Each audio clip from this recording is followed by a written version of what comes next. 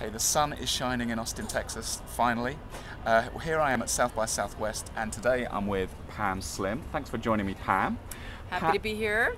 Pam is from Escape From Cubicle Nation, as you probably know, and Pam also has a book coming out next month. So tell us about the book. What's it called? It's called Escape From Cubicle Nation. Surprise, surprise. I was very thrilled that I could leverage that same name of my blog into the book. And it was definitely inspired by the writing that I've done for over many years, about 4 years on Escape From Cubicle Nation, and also the work that I've done with clients who are actually going through the process of being a corporate employee and becoming an entrepreneur. So what I tried to really cover is the actual process of what goes through your mind when you have that moment of reckoning, as I call it, when you realize that either you are so miserable that you can't stand it anymore, or you see the vision of what your life could be and you decide that now is really the time to begin the process of evaluating whether or not starting a business is for you. And I try to really walk through that process in a very feet in the street kind of way of not glamorizing what it's like to be an entrepreneur, of talking about some of the personal change that comes along, some of the fears and doubts that can pop up as you're going along that journey, some of the real pragmatic things like how do you talk to your spouse about it, because it can be very significant when you make a shift of having a very stable, or perceived stable these days, job as an employee.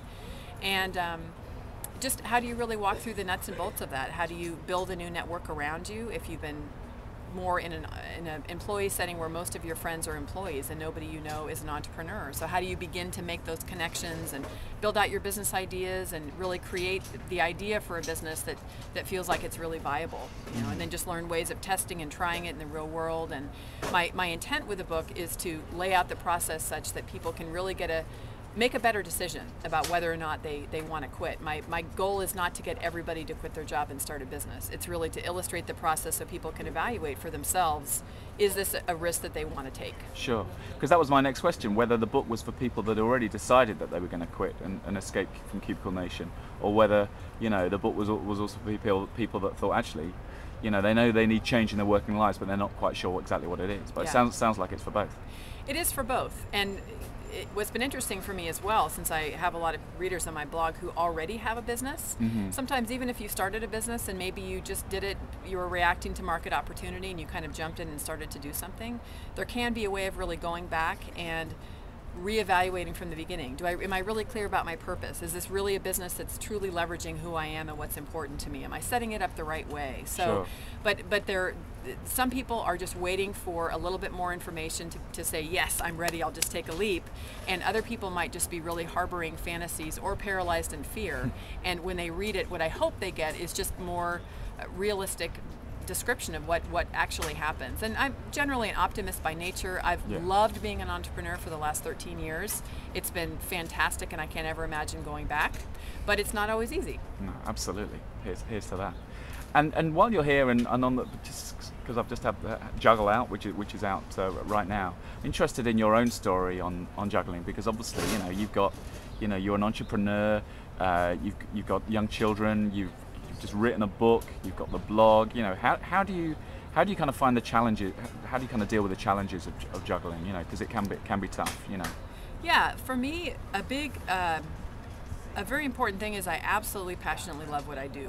So I don't necessarily have firm boundaries around saying that I only work from a set time to a set time, or when I'm working, I'm in one mode and then I turn off and I become a mom or I do other things.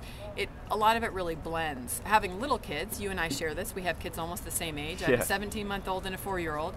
So what the kind of mom that I want to be is I do want to be very present and not just completely locked in to always be working and not really being fully present when my kids are around. I had a moment about a month ago where my 4-year-old, 3.5-year-old, almost 4-year-old son started drawing pictures of laptops when he was sitting next to me. And that's when I said, I believe I need to turn my laptop off when I'm with my son before school. That was sending a signal to you. He was sending a signal. Yeah. And How funny. And so, so for me, it's really about being clear about what I'm doing, being clear about priorities.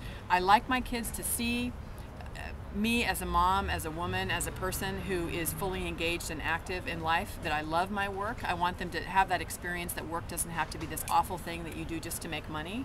And so I don't think it's terrible if they do see that I have a healthy, active working life.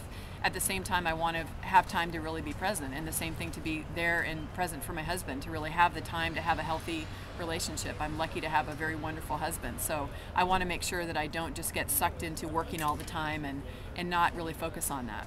That's great, because I think perhaps we're on the same page on this. You know, all this talk about work-life balance, and I'm always talking about, no, it's not about neatly segmenting those things. It's not about balance. It's well, I mean, yeah, one has to find balance somewhere, but it's about knitting them all up. And I think that's what you're saying there. It's about being authentic, whether it's with your clients or with your kids, about who you are, and all those different identities that go into, you know, into one person.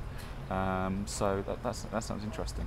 But presumably, you know, because you're so passionate about what you do, you know, you love that juggling. You know, you love having that variety and that breadth. Yeah. I love it. I really do. I really love the work that I do, and I'm sometimes it can be a bit of a curse, but generally it's a blessing in that if I really am not on fire about what I'm doing, if I don't feel it passionately, my level of motivation goes way down. I joke with my older sister, who's much more of a very clear, you know, person who can just power through and get work done regardless of how she feels about it. Sometimes I wish I had more of that, but the way I'm wired is I have to really love what I'm doing, and then I will just be on fire and get it done. So what it's had me focus on is making sure that I am truly doing the work that I want to do all the time. So that's good. That really keeps me honest, and it keeps me focused. And where I do start to feel like an area is really not of interest, that's when I really make a shift and make sure that I'm really leveraging my business in the areas that I can be the best at. But yeah, it's not always perfect. There's times where, like writing the book, there are intense times I don't have as much time for my family, and that's all about just trade-offs. No, absolutely. Well, thanks for joining me today, finding time for that. Good luck with the book, and just remind people where they can find you online. They should be able to find me online on all the major booksellers, Amazon.com. Escape From Cubicle Nation is the name of the book, and the publisher is Portfolio. Great. Thanks a lot, Pam. Thanks.